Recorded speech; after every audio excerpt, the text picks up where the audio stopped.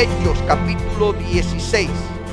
Yo les voy a leer 23, 24 y 25. Tal vez me anime hasta el 26. Dice así la palabra del Señor, hermanos. Después de haberles azotado mucho, se está refiriendo a Pablo y a Silas, lo golpearon fuertemente, los echaron en la cárcel, mandando al carcelero que los guardase con seguridad, el cual, recibido este mandato, los metió en el calabozo de más adentro y les aseguró los pies en el cepo. El carcelero pensó que Pablo y Silas eran terroristas. Pero a medianoche, orando, Pablo y Silas cantaban himnos a Dios y los presos los oían. Entonces sobrevino de repente un gran terremoto, de tal manera que los cimientos de la cárcel se sacudían, y al instante se abrieron todas las puertas y las cadenas de todos se soltaron. Padre, te agradezco tanto que tú me des la posibilidad inmerecida de exponer tu palabra, de usar este podio para hablar la verdad revelada en la Biblia, palabra de Dios. Gracias por todos mis hermanos y hermanas que están aquí y los que están conectados y los que posteriormente verán esta transmisión, que me prestan sus oídos para que les hable acerca de este mensaje poderoso que cambia y transforma vidas. Ruego, Dios, que pongas en mis labios toda palabra que edifica, que confronta y que instruye, y quites de mi mente y corazón y labios palabras que no vayan a ser edificantes. En el nombre de Jesús nos disponemos, Señor, para hacer tu obra y tu voluntad, y te lo agradecemos tanto porque nos has llamado, Señor, a ser parte de aquellos que expanden tu reino sobre la faz de la tierra. En el nombre de Jesús oramos y te damos gracias. Amén. Generalmente la gente está dispuesta a oír conferencias sobre 5 pasos para lograr mayor economía personal o familiar. Otros están dispuestos a escuchar conferencias sobre los 7 secretos de cómo alcanzar éxito y ser próspero en la vida. Y pagan lo que tengan que pagar por inscribirse. A otros les llama la atención conferencias que promueven 10 maneras de resolver conflictos matrimoniales. Y así encontramos cada títulos atractivos que a usted le cautiva y dice, voy a ir a esa conferencia aunque sea en Riverview. Aunque tenga que ir a Miami. 5 pasos para ser exitoso y próspero. No, para allá voy. Y la gente paga billetes y se mueve. ¿Es cierto o no? Bueno, hoy quiero hablarte sobre 4 actitudes que capacitan a la iglesia para enfrentar situaciones difíciles en la vida y vencerla. Y quiero usar este versículo tan precioso de Hechos 16, 25. No voy a apelar a libros de psicología, ni de economía, ni de finanzas, ni de religión. Voy a utilizar la Biblia, que es a eso lo que Dios me llamó, a predicar su palabra. Cuando nosotros leemos el capítulo 16 del libro de los Hechos, encontramos una historia espectacular en el orden de la misionología.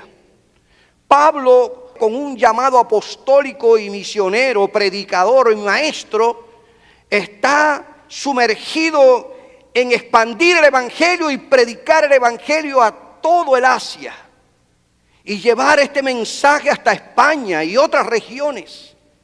Y por lo tanto se busca hombres que colaboren y que se sumen a esta visión misionera.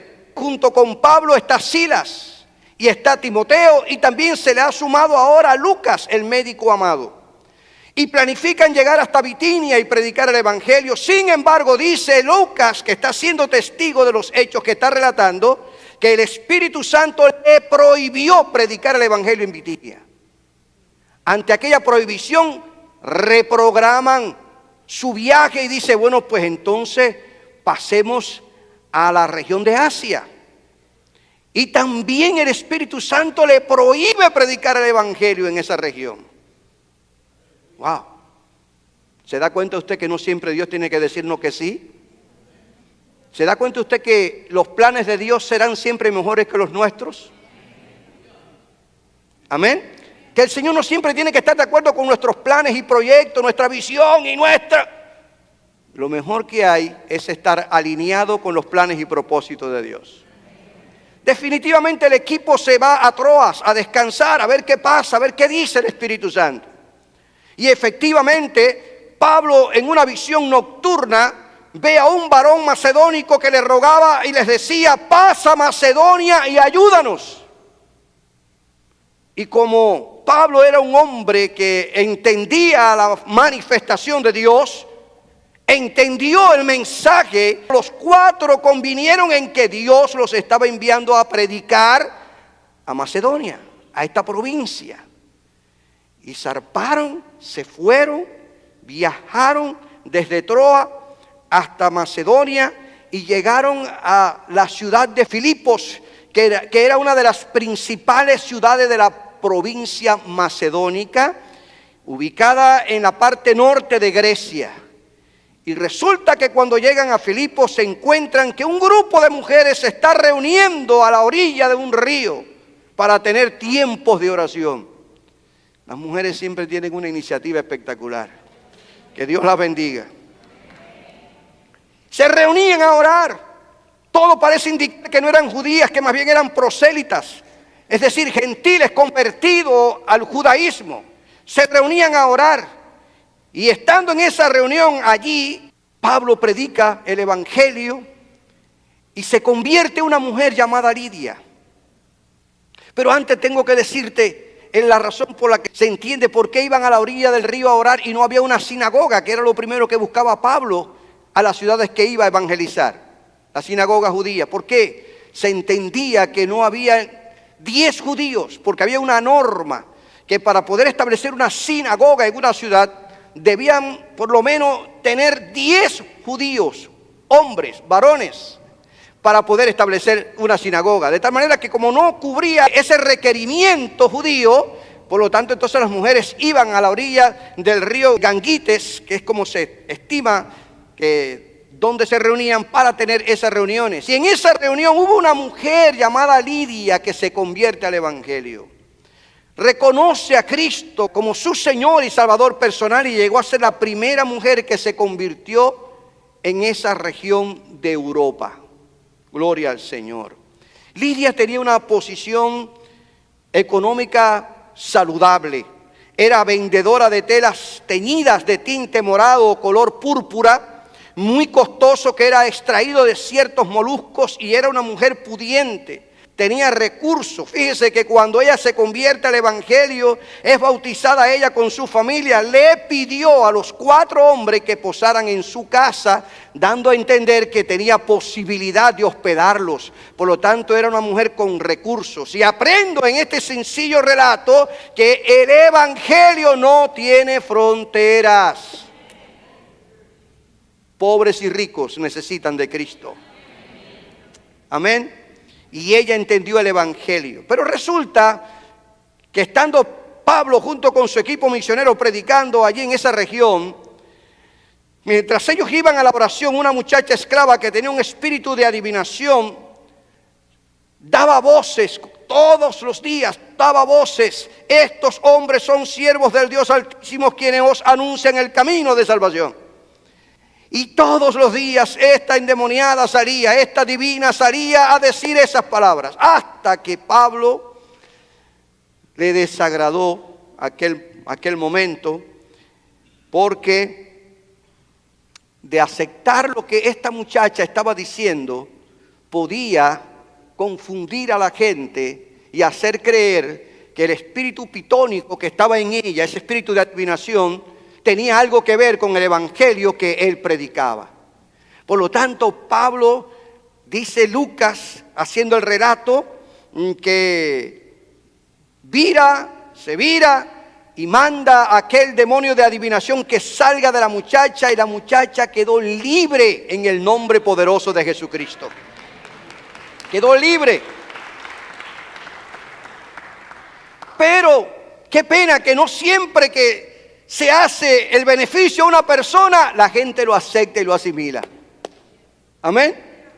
Porque los patrocinadores de la muchacha ganaban plata a través de esta joven, y cuando ellos vieron la fuente de su ganancia se había secado, había terminado, agarraron a Pablo y a Silas, que eran los cabecillas del equipo, lo llevaron ante los jueces, ante los magistrados, en una plaza pública, y allí lo acusaron delante de los jueces, diciendo: mira, estos judíos han llegado a la ciudad y están enseñando costumbres judías que los romanos ni aceptamos, ni creemos, ni seguimos. Y en un juicio sumario agarraron a Pablo y a Silas y lo castigaron con vara brutalmente. Brutalmente. Y aún más, le dijeron al carcelero, al que cuidaba la mazmorra de aquella ciudad: por favor, mételo en un lugar seguro. Por eso les digo que los trataron como si fueran terroristas. Y los llevó, y el carcelero, haciendo uso de su facultad y obedeciendo la orden de los jueces, los agarró y los metió en el calabozo de más adentro, y para colmo puso sus pies en cepo, las espaldas sangrando, maltratados, porque quien los castigó no fueron los judíos tenían una norma que era 40 azotes menos uno, pero los romanos no tenían límite. Se está diciendo, y lo que le estoy contando esto para que usted se haga una idea del marco histórico en el que estamos. Laceradas sus espaldas, metido en el calabozo de más adentro con los pies en el cepo. Está Pablo y Silas ahora, después de haber hecho el beneficio a una joven. Y cuando uno lee esta historia y mira este contexto de lo que está ocurriendo, a cualquiera se nos ocurre la idea de preguntarnos: ¿sería realmente la voluntad de Dios que estos misioneros llegaran hasta la ciudad de Filipos? ¿Realmente sería la voluntad de Dios? No sé si tú eres capaz de razonar conmigo esto. Porque muchas veces somos llamados por Dios. Dios nos envía a hacer una tarea y apenas las cosas nos comienzan a salir mal, dijimos: nos equivocamos. ¿Sería o no sería la voluntad de Dios? Porque pensamos que a donde Dios nos lleve, todo tiene que ir viento en popa y a toda vela.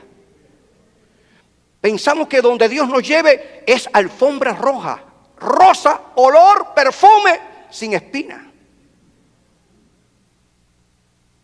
¿Sería la voluntad de Dios que verdaderamente estos hombres, estos 4 hombres, y en especial Pablo y Silas, llegaran a Filipo y después de una persona convertida, reuniones de oración, una muchacha libertada de demonios, ahora estén agolpeados, maltratados, heridos, metidos sus pies en un cepo, en una posición incomodísima y en un calabozo de más adentro, a saber cuántas ratas y... Bueno, imagínense. ¿Sería o no sería la voluntad de Dios?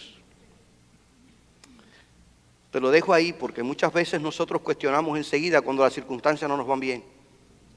Pero recuerde lo que el Señor Jesucristo dijo, y esta palabra a mí siempre me anima cuando en mis momentos de reflexión personal por las batallas que estoy enfrentando o enfrento, vienen esas palabras, el Espíritu Santo me recuerda esas palabras de Jesús que dijo: yo estoy contigo, yo estaré con ustedes todos los días hasta el fin del mundo.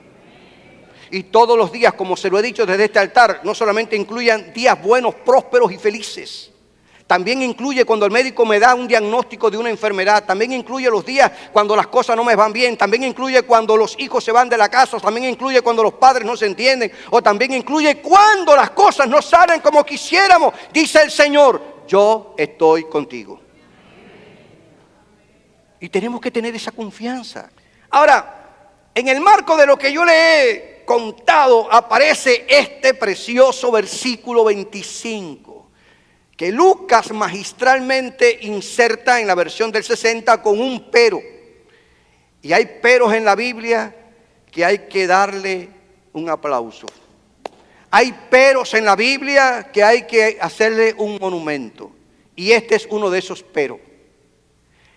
Fíjese, en la cárcel, maltratado, sus pies en los cepos, en el calabozo de más adentro, Y dice Lucas, pero, a medianoche, orando, Pablo y Silas cantaban himnos a Dios y los presos los oían. Si usted toma este versículo aislado del contexto, usted diría, wow, a lo mejor esa gente tenían un McDonald's al lado.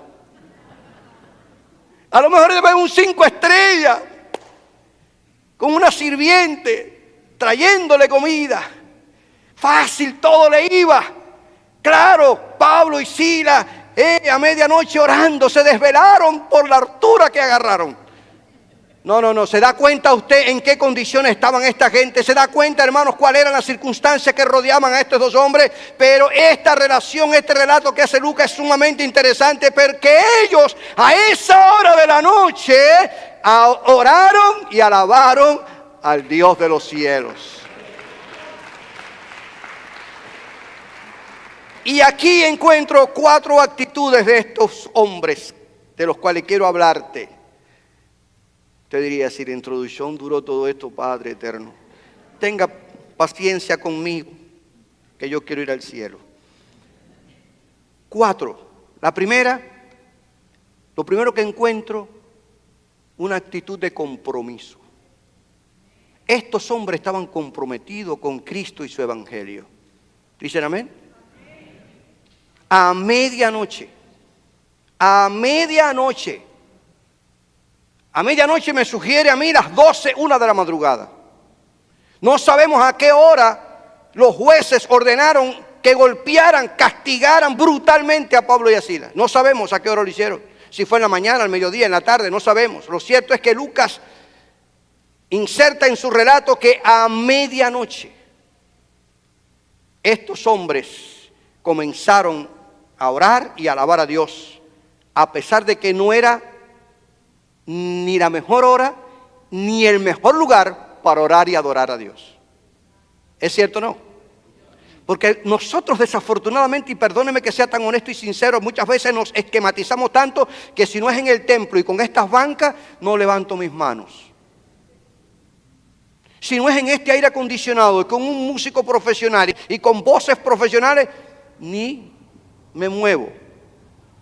No era ni el mejor lugar, ni la mejor hora, pero ellos entendían que la alabanza y la oración no depende de las circunstancias, sino de nuestra relación personal con Jesús. Amén. Que en las peores condiciones podemos orar a Dios. Que en las peores condiciones podemos alabar a Dios. Que en las peores condiciones podemos dar evidencia de que amamos a Dios y estamos comprometidos con Él. Imagínense que Pablo y Silas eran ciudadanos romanos. Y como ciudadanos podían haber exigido un proceso justo y reclamar sus derechos civiles. En ese momento en el que los jueces dijeron y dictaminaron castigarlo, ellos pudieron haber dicho, un momento, nosotros somos ciudadanos romanos. Cuidado con eso, que le puede costar el puesto y la vida, porque un ciudadano romano no puede ser juzgado ni castigado a priori, sin un juicio verdadero y justo. Sin embargo, estos hombres prefirieron dejar que Dios interviniera y los defendiera, y que Dios usara ese momento para que su nombre fuera glorificado. Optaron por orar, optaron por alabar a Dios, descansaron en la justicia divina y Dios no los dejó en vergüenza. Es que Dios sabe cómo hacer las cosas. Así que la actitud que estos hombres asumieron de orar y alabar a Dios a esa hora de la madrugada confirma, hermanos, para mí, no sé si usted lo interpreta al igual que yo, pero a mí me confirma el nivel de compromiso que ellos tenían con Cristo y con su evangelio, con el llamado y el ministerio que el Señor le había dado. Su fe no dependía de las circunstancias. Su alabanza no dependía de las circunstancias. Su oración no dependía de las circunstancias, sino de una relación con Dios y de un compromiso con aquel que los llamó. Aleluya. Ellos eligieron hacer lo mismo que los hijos de Coré. Cuando nosotros leemos el Salmo 42 encontramos esta preciosa declaración de los hijos de Coré. Pero cada día el Señor derrama su amor inagotable sobre mí, y todas las noches entono sus cánticos y oro a Dios que me da vida. Amén. Gloria a Dios. No solamente mire la noche como un ciclo del día, en el que aquí los salmistas están diciendo: en la noche oro y alabo a Dios. Véalo también desde el punto de vista simbólico. Noche para usted puede simbolizar situaciones críticas, problemas en la salud, situaciones en la familia, problemas con los hijos, con el matrimonio, problemas económicos y financieros. En medio de cualquiera sea la circunstancia, podemos orar y alabar a Dios, porque, hermanos, el Señor derrama su amor y gracia sobre cada uno de nosotros, y por su ayuda es que podemos sobreponernos a todas las adversidades de la vida. A mí me da pena, se los digo con transparencia, hay mucha gente que dentro y fuera de la iglesia quieren que Dios los bendiga y los prospere sin sacrificar ni comprometerse con Cristo. Quieren bendiciones sin compromisos, privilegios sin deberes. Y algunos entonces cuestionan si es un asunto de leer la Biblia todos los días, entonces, de orar a Dios. Me parece que eso es fanatismo.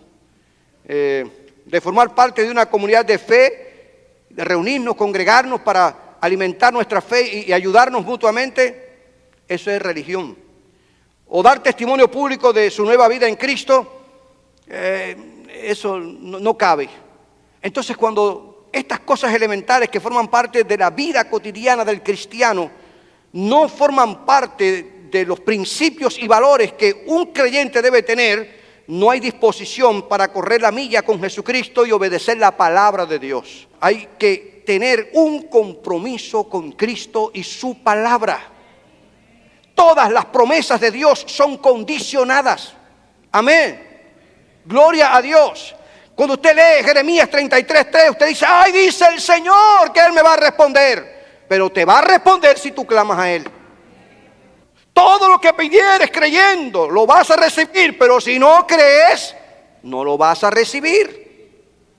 Son condicionadas, necesitamos entenderlo. Y Pablo y Silas estaban comprometidos con el Señor, a pesar de que era medianoche, con sus espaldas laceradas, sus pies en un cepo, en una posición incomodísima. Ellos, comprometidos con Cristo, decidieron orar y alabar a Dios. Porque hay una realidad: el compromiso es lo que hace atractiva una meta, es lo que te da un sentido de pertenencia. Cuando tú te comprometes con lo que haces, lo sientes tuyo, te duele el resultado y te motiva a mejorarlo constantemente.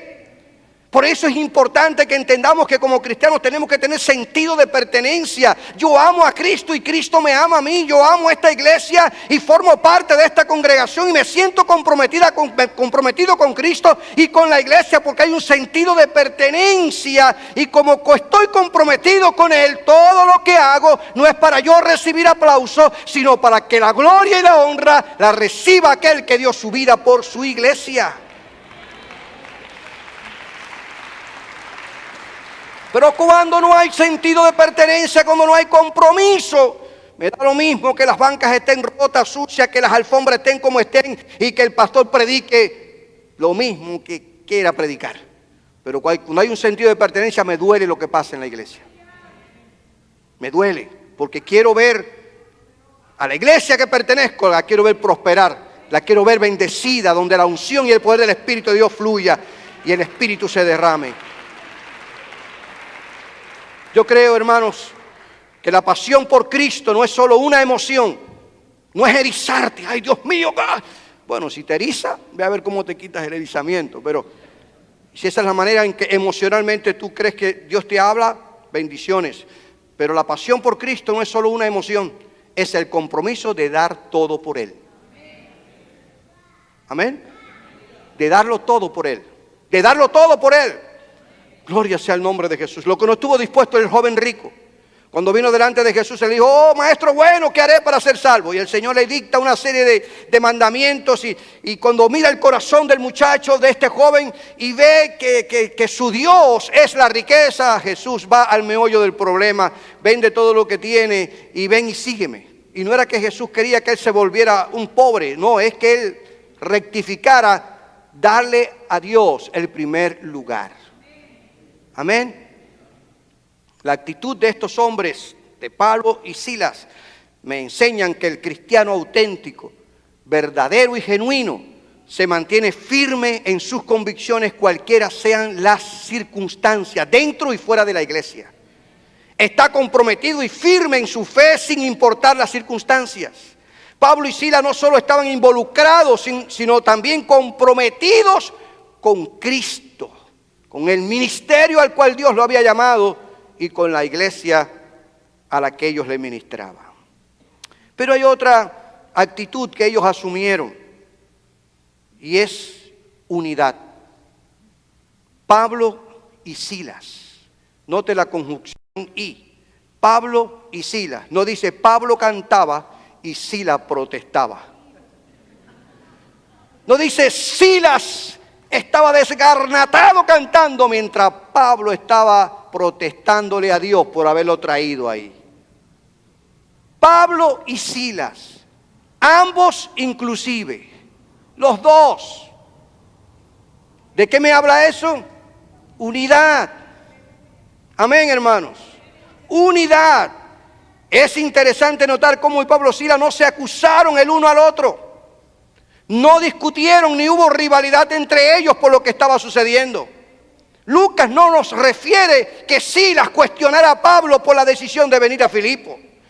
Lucas nos dice, oye, que Silas le pudo haber dicho a Pablo, Pablo, yo creo que a ti te cayó mal la comida y la visión de ese varón macedónico estaba equivocada, compadre. Porque, digo, si Silas era cubano, tal vez le dijo así. Porque mira que meternos aquí, mira esto lo que estamos pasando ahora. No, hermanos, dice Lucas en su historia, Pablo y Silas, los dos oraban y cantaban al Dios de los cielos. Ambos se unieron a orar y a alabar a Dios. Y me encanta decir esta nota que escribí.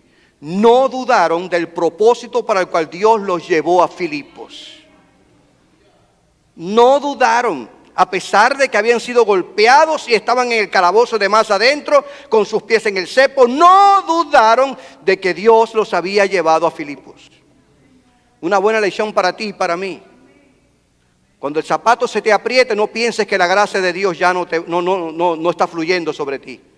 Cuando las cosas no te salgan como tú quisieras que te salieran, no dudes de la gracia y la misericordia de Dios, porque dice la Biblia que son nuevas cada mañana.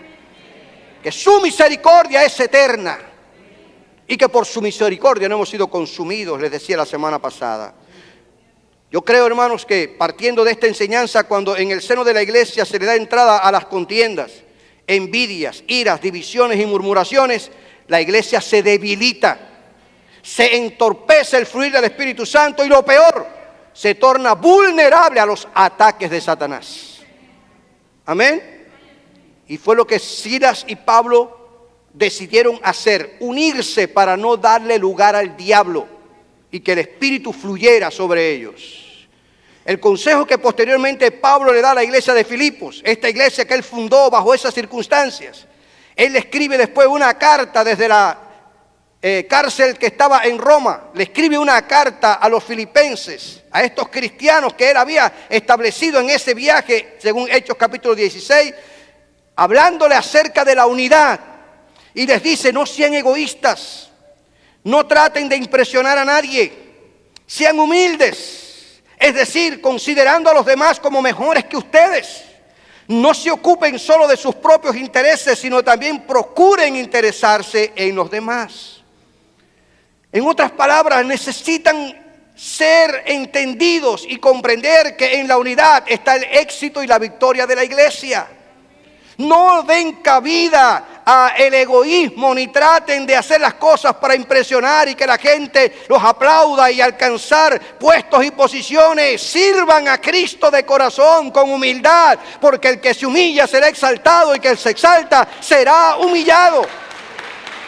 Háganlo para glorificar al Señor. Por favor, no sean egoístas, no solo se interesen en sus intereses. Y Pablo está amplificando lo que se conoce como la regla de oro que Jesús estableció en el Sermón del Monte. Cuando él dijo, lo que tú quieres que la gente haga contigo, hazlo tú con ellos. Tú quieres que te traten bien, trátalos tú bien. Tú quieres que te amen, ámalo. Tú quieres que te respeten, respeta. Tú quieres que te consideren, considera. Dale valor al que está contigo para que ese te valore a ti y el nombre de Cristo sea glorificado. Pablo también en su carta a los Gálatas dice: todo lo que el hombre sembrare, entonces siembras odios y quiere que te amen. Siembras irrespeto y quiere que te respeten. Recogemos lo que sembramos. Imposible yo tomarme una limonada si lo que tengo en mi casa es una mata de aguacate. Amén. Satanás, el archienemigo de Dios y de la iglesia, procura fraccionarla, dividirla, crear cismas y contienda, porque él sabe que en una iglesia unida reposa la unción del Espíritu Santo. En una iglesia unida se activan los dones del Espíritu Santo. Se activan los ministerios que Cristo le ha asignado a la iglesia. Pablo se ocupó de la unidad de la iglesia cuando escribía su carta a los Efesios. Procuren mantener la unidad que el Espíritu Santo crea dentro de la iglesia.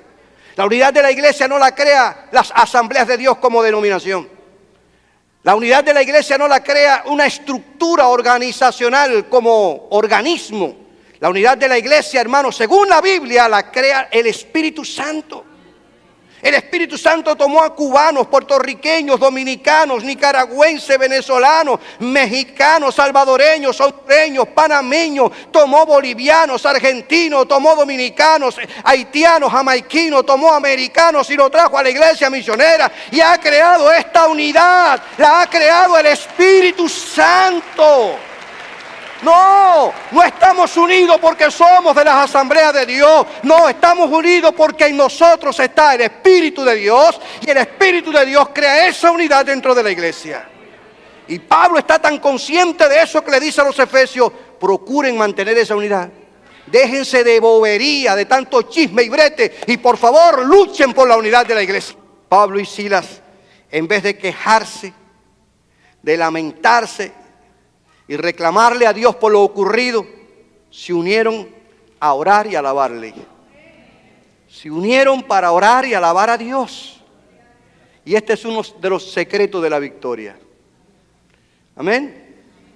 Por eso me encanta convocarte a ayunos, a oración. Me encanta convocarte a vigilias y a tiempo de búsqueda, porque en la oración unida de la iglesia hay victoria. La iglesia marcha no solo porque el pastor predica un sermón de 40, 50 minutos cada domingo, sino porque todos los que formamos parte de la iglesia con sentido de pertenencia sabemos que los planes y propósitos de Dios se harán de realidad a través de su pueblo. Gloria a Dios. Yo creo que el mejor de los proyectos fracasa si no hay unidad. Si no existe esa disposición a trabajar en unidad. Ningún plan se cumple si no hay unidad. Ninguno. En la iglesia la unidad es la clave del éxito. Es el secreto del crecimiento natural de la iglesia. Porque usted cree que Jesús en su oración sumo sacerdotal de Juan capítulo 17, uno de los temas de oración fue la unidad de la iglesia. En su oración por los creyentes, Jesús intercede por la iglesia pidiendo unidad. Señor, que sean uno. Para que el mundo sepa que tú me enviaste. El mejor mensaje que le podemos dar al mundo es que nosotros somos una iglesia unida y poderosa. Otra de las actitudes que encuentro en estos hombres, ya hemos visto dos: compromiso, unidad, y una tercera, honra. Oraban y cantaban himnos ¿a quién? A Dios. Oraban y cantaban himnos ¿a quién? A Dios. ¿Será posible que existan oraciones o alabanzas que no sean dirigidas a Dios, que Lucas tenga que decir que ellos oraron y cantaron a Dios? A ver si me entienden mi punto de reflexión. ¿Habrá alguna canción o alguna oración que no sea dirigida a Dios? Cuando Lucas se empeña en decir que Pablo y Silas oraron y cantaron ¿a quién? A Dios, y a Dios en mayúscula.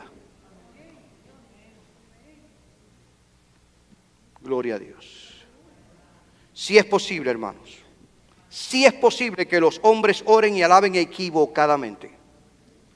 La Biblia dice, y inspira al Espíritu Santo a Santiago a escribir en su carta: pedís y no recibís.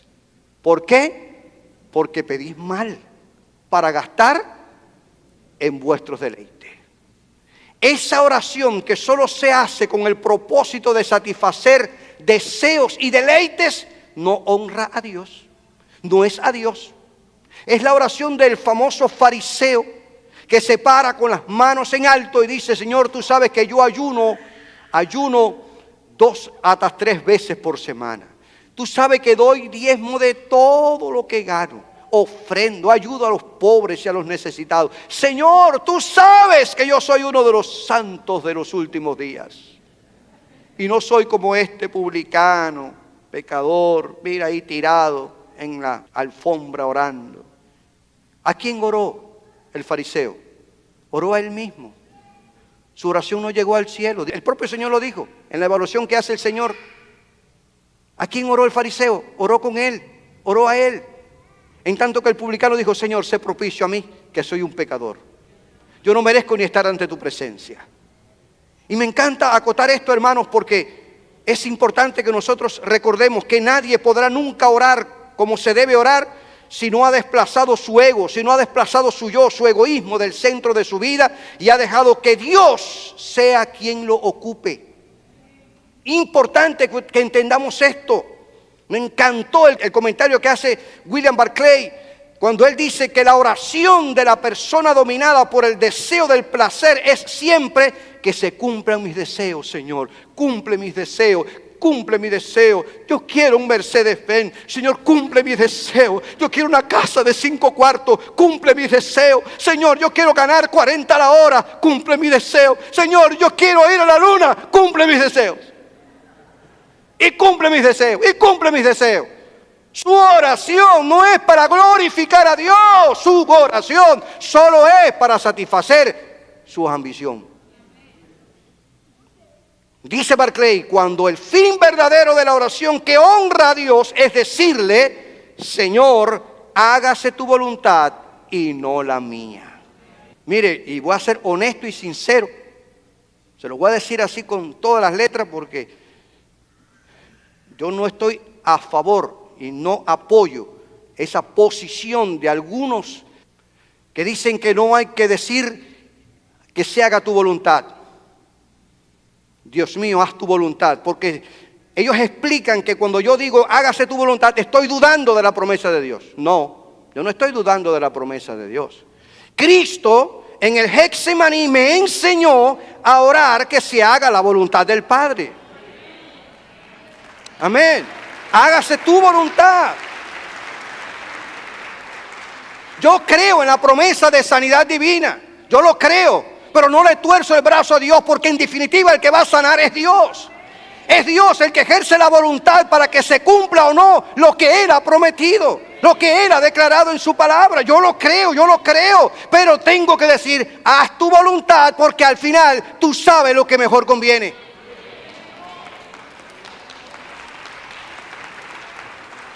Y mi oración y mi alabanza tiene que ser para que el nombre de Jesús sea glorificado.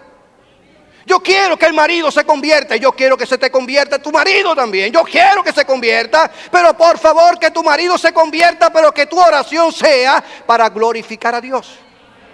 No solo para que no gastes más plata en esto o en lo otro. Que si eso viene aparejado, sea añadido, pero que el propósito es que Cristo sea glorificado en ese hombre, que Cristo sea glorificado en esa mujer, que Cristo sea glorificado en esos hijos, porque nuestra oración tiene como propósito que el nombre de Jesús sea exaltado. Lo que pasa, hermanos, es que se nos ha metido ese humanismo. Ese humanismo se ha metido dentro del corazón y la mente de los cristianos, hermanos, que queremos manipular a Dios como si fuera un carrito de venta. Dios es soberano en el cielo y en la tierra. Y como yo les decía el domingo pasado, la criatura no puede darle órdenes al Creador. Así aprendí, así lo creo y así espero irme al cielo. La oración y la alabanza de Pablo y Silas eran espontáneas. Note, no tenían ningún músico, ningún guitarrista, como Eliseo. Hubo un momento en la vida del profeta Eliseo que dice, búsquenme un guitarrista porque me voy a inspirar. No sé si ustedes han leído esa historia, Un tañador, búsquenme un guitarrista para que yo profetice. Pablo y Silas no tenían un guitarrista, no tenían un pianista, no tenían un baterista, no tenían a capela. Yo no sé si afinaban o no, o si hacían dúo o no, pero ellos oraron y cantaron a Dios. Su gozo no dependía de las circunstancias que le rodeaban, ni el maltrato físico, es lo que observo, ni la injusticia humana opacaron o silenciaron la fe de estos varones de Dios. Y yo elogio a los cristianos del Medio Oriente que viven bajo ese rigor de esas religiones animistas y que son capaces hasta de ofrendar sus vidas por mantener su fe en Jesús. Donde el maometanismo, el budismo, dominan estos países en esa región y sin embargo ellos no claudican su fe.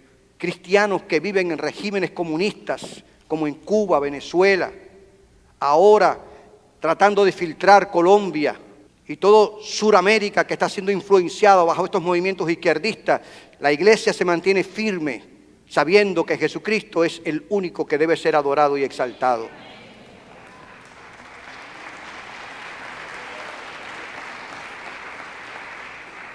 Ellos prefirieron honrar al Dios que servían y que los había tenido por dignos al ponerlos en el ministerio. Gloria a Dios. Y con estas y otras experiencias, hermanos, que el apóstol Pablo vivió a través de sus años, cuando está en la cárcel en Roma, y vuelvo a apelar a la carta que él le hace a los filipenses, en el capítulo 4, versículo 4, Pablo los anima, un hombre que está preso. Pablo no perdió el gozo del Señor a pesar de sus luchas, a pesar de su naufragio, a pesar de que fue apedreado, a pesar de que fue tildado por los de su propia nación, a pesar de que fue, hermano, castigado fuertemente. El hombre recibió cuántas cosas por cumplir con su ministerio. Cuando está allá en Roma preso, le escribe su carta a los filipenses y le dice, regocijaos en el Señor siempre. Otra vez os digo, regocijaos. Y cuando leo estas palabras, a la luz de lo que yo les estoy hablando, usted se da cuenta que salieron de la pluma de un hombre experimentado en quebranto. Amén. Un hombre que sufrió el castigo por la causa de Cristo. Así que miren, hermanos amados, mis queridos, si hay algo que no se le puede quitar a un cristiano auténtico, es que ore y adore a Dios. ¿Decimos amén? A pesar de que estos hombres estaban presos en una mazmorra, después de una paliza despiadada, tenían toda la libertad del mundo para orar y cantar a Dios. Y nada ni nadie nos puede arrebatar la libertad que hemos alcanzado en el Señor Jesucristo. Nada ni nadie. Estos hombres tenían la seguridad de que sus vidas estaban bajo el control de Dios, aunque sus condiciones eran incomprensibles. Pero prefirieron honrar al Dios de los cielos. Y esa es una actitud espectacular.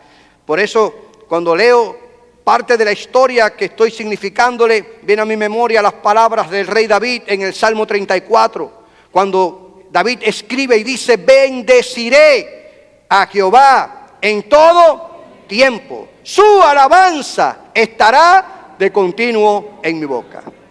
¿Quién sabe? Y Pablo, como buen judío, como buen fariseo y estudioso de la ley y de los salmos y los profetas, conocía estas palabras de David.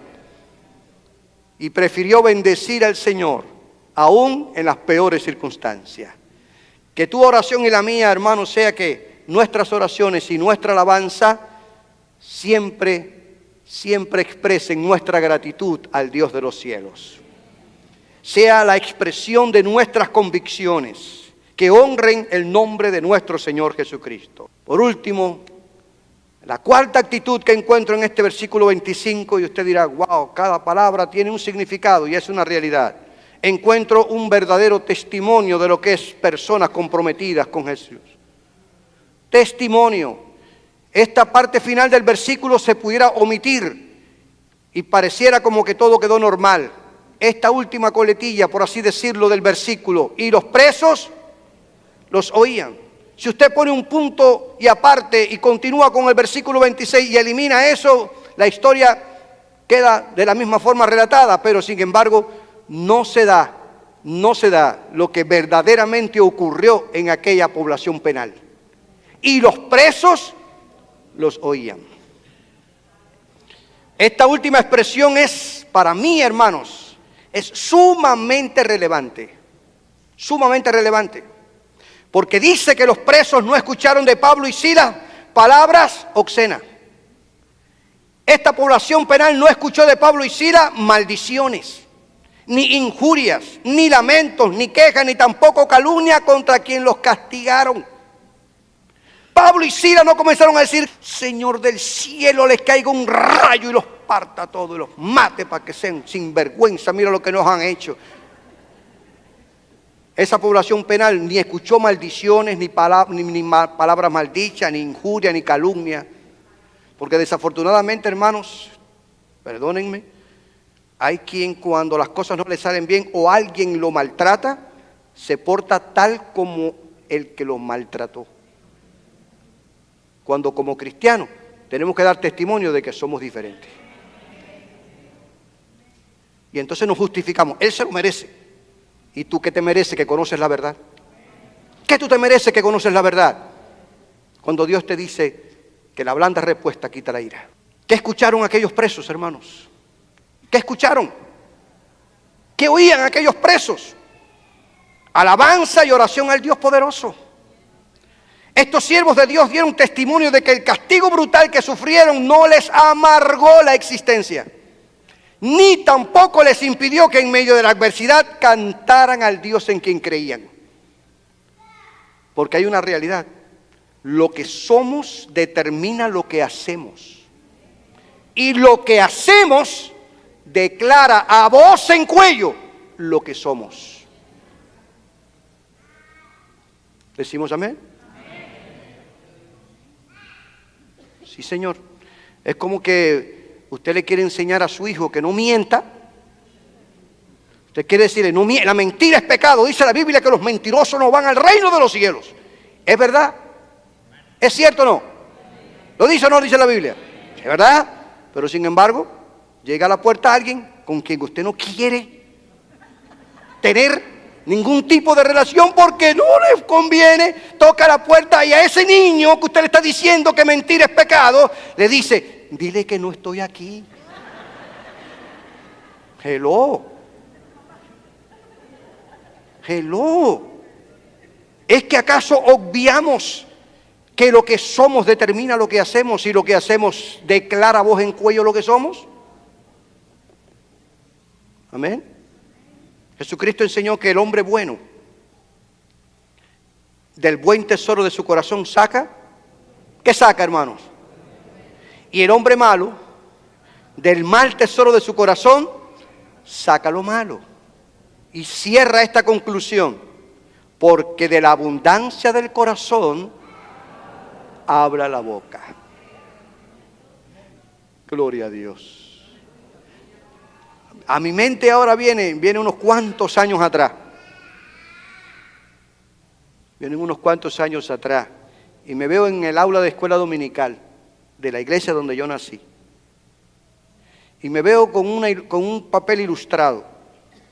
No sé si tal vez algunos aquí podrán recordarse. Quién sabe. Pero me recuerdo que había una ilustración que nos enseñaban los maestros de escuela dominical. Y había un corazón lleno de alacranes, de serpientes, de culebras, de sapo, de rana. ¿Ve?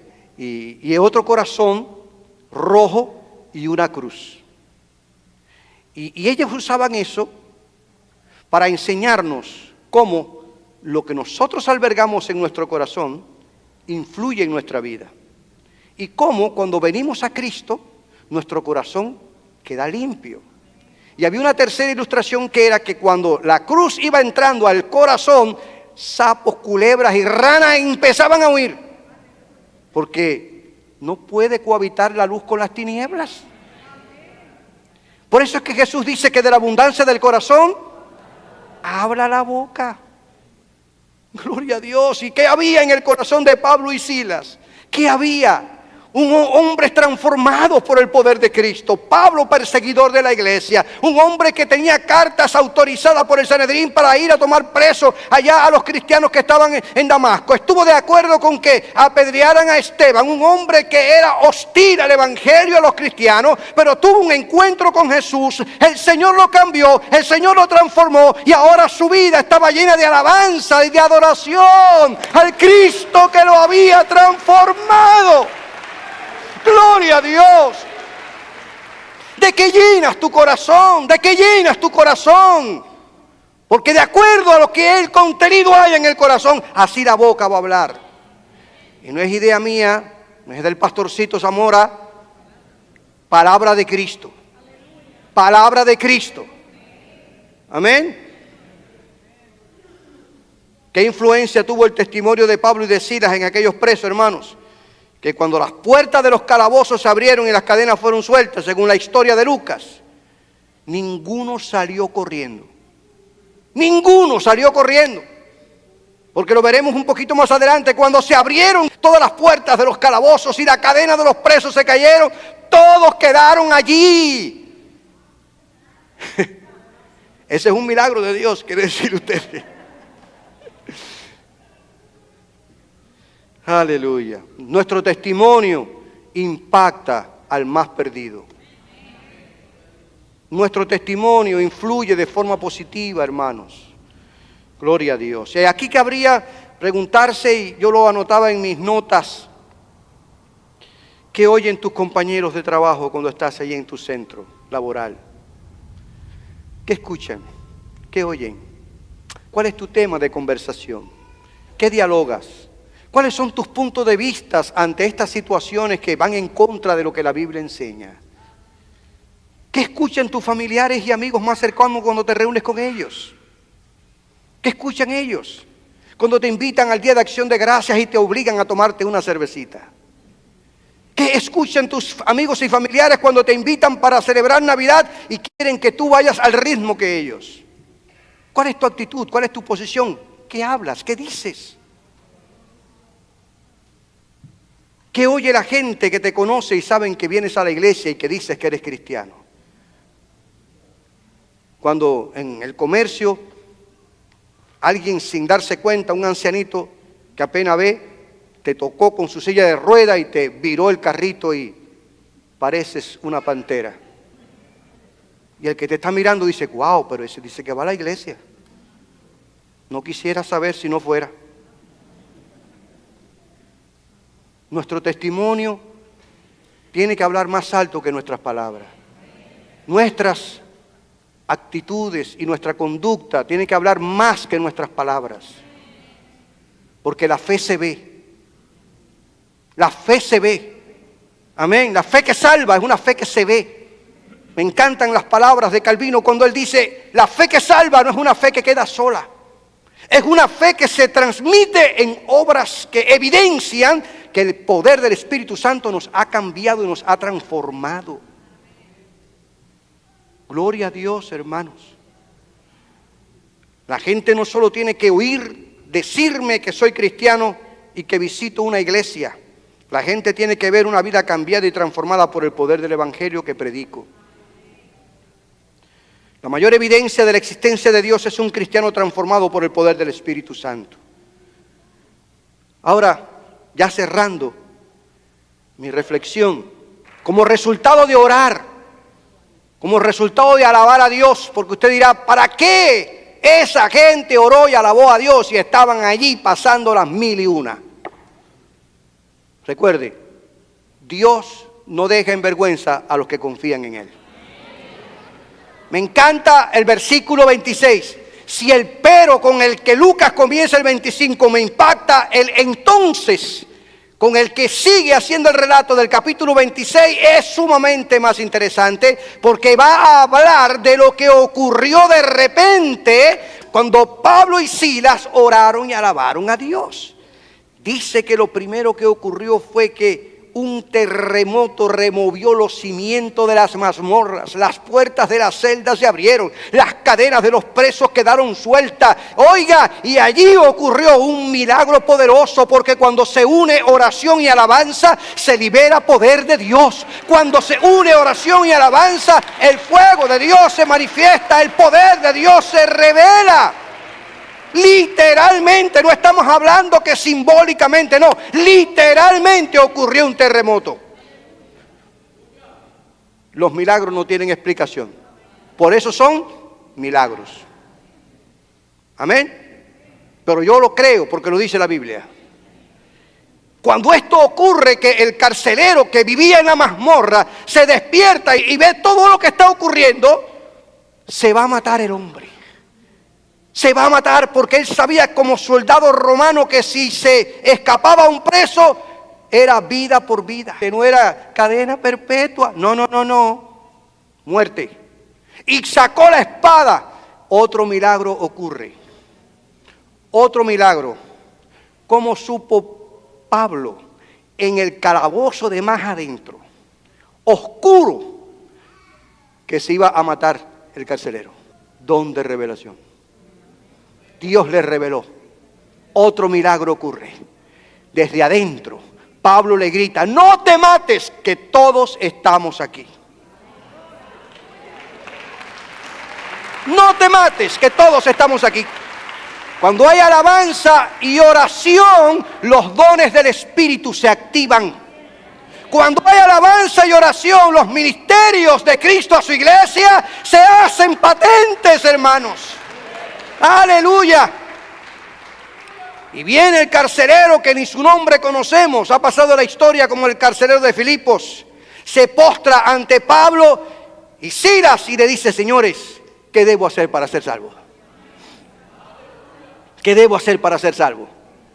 Y ahí encuentro a un Pablo que ha sido cambiado y transformado. Encuentro a un Pablo que no está lleno de rencor ni de raíces de amargura.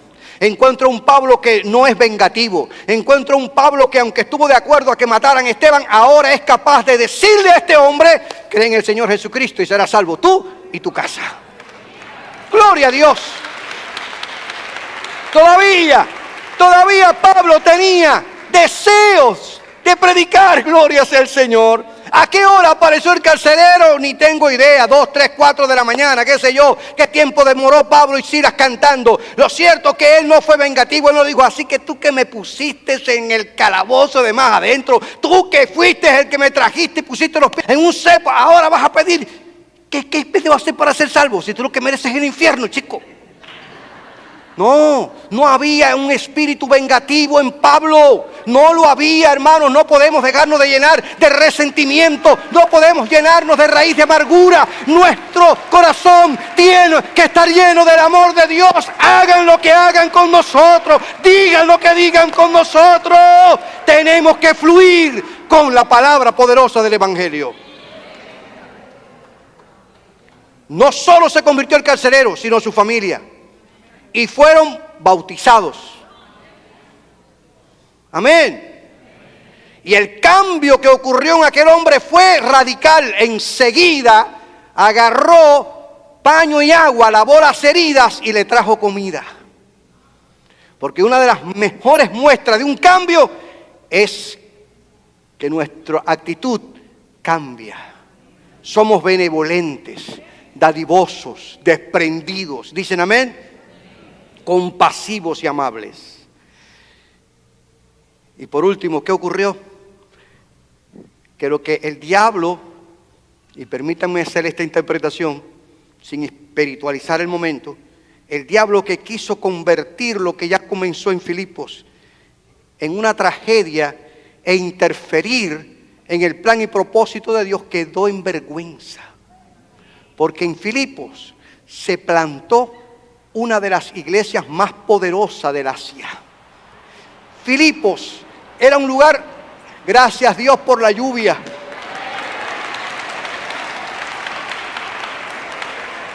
Filipos era un lugar estratégico para evangelizar toda Macedonia, toda el Asia Menor. Y allí el Señor tenía planes y proyectos. Cuando se cierra una puerta, y quiero que aprendas esto, cuando se cierra una puerta es porque Dios tiene una puerta aún más amplia para ti y para tu familia. No era Bitinia, no era Asia, era Filipo. Filipo se convertiría en un campo misionero de entrada a toda aquella región. Allí se plantó una iglesia que ayudó a Pablo en los diferentes momentos de su ministerio. Porque los planes y propósitos de Dios son mejores que tus planes y los míos. 4 cosas y cierro mi reflexión: compromiso, unidad, honra y testimonio.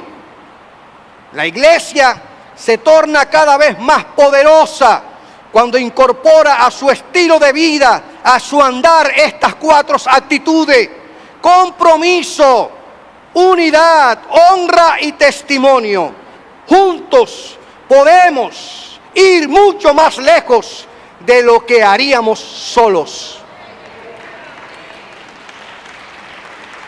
Es más, te digo, solo irías más rápido, pero juntos llegaremos más lejos.